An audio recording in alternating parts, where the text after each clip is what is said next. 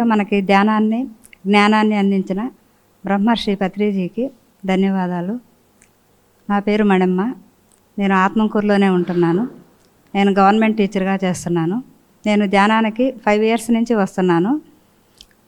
First వచ్చినప్పుడు ఇక్కడ ధ్యానం క్లాస్ జరుగుతున్నది. నేను ఫస్ట్ వచ్చిన రోజే ఇక్కడ ధ్యానం క్లాస్ జరుగుతున్నది. అక్కడ ఆ క్లాస్ విన్న తర్వాత ధ్యానం బాగుంది. అప్పటి వరకు నాకు ధ్యానం క్లాస్ రావాలంటే అది ఎట్లా చేస్తారు, అందరూ క్లాస్ జరుగుతుంటుంది, మనం ఏం చేయాలో అక్కడ ఎట్లా చేయాలో అనే దాంతోనే ఆగిపోయాను. కానీ ఇప్పుడు పిఎంసి ఛానల్ ద్వారా ఎలా ధ్యానం చేయాలో అనేది చాలామందికి అర్థమవుతుంది. నేను చాలా ఇయర్స్ వరకు ఎలా ధ్యానం చేయాలో అక్కడికి పోతే చేయలేమేమో అనే అపోహతోనే చాలా ఆగిపోయాను. ఇక్కడికి వచ్చిన తర్వాత ధ్యానం చేయడం అంటే ఏం లేదు, కాళ్ళు 2 క్రాస్ చేసుకొని చేతులు 2 ఒకదాంట్లో ఒకటి వేళ్ళు వేసుకొని కళ్ళు మూసుకొని ధ్యానం చేయడమే, శ్వాస మీద ధ్యాస పెట్టడం అనేది అర్థం చేసుకున్నాను.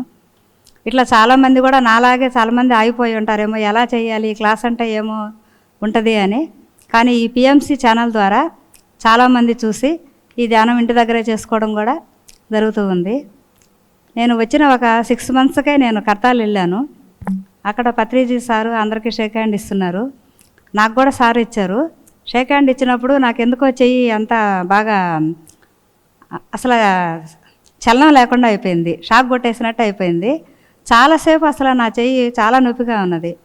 తర్వాత అక్కనే విజయక్కని అడిగాను, ఎందుకని అక్క చెయ్యి చాలా నొప్పిగా ఉందంటే, సార్ ఎనర్జీ ఇచ్చినట్టున్నారు నీకు, అందుకని నీకు అలా ఉంది అని. అప్పటి నుంచి నాకు చాలా ఇక్కడ ధ్యానం చేస్తూ ఉన్నప్పుడు చాలా అనుభవాలు వచ్చేవి. నా హెల్త్ కూడా క్యూర్ అయిపోయింది. కానీ నేను రావడం హెల్త్ కోసం అనేది రాలేదు. ధ్యానం ఆ రోజు క్లాసు చూద్దామని వచ్చాను. అప్పటి నుంచి నాకు నచ్చింది, అందుకని ధ్యానంకి వస్తున్నాను.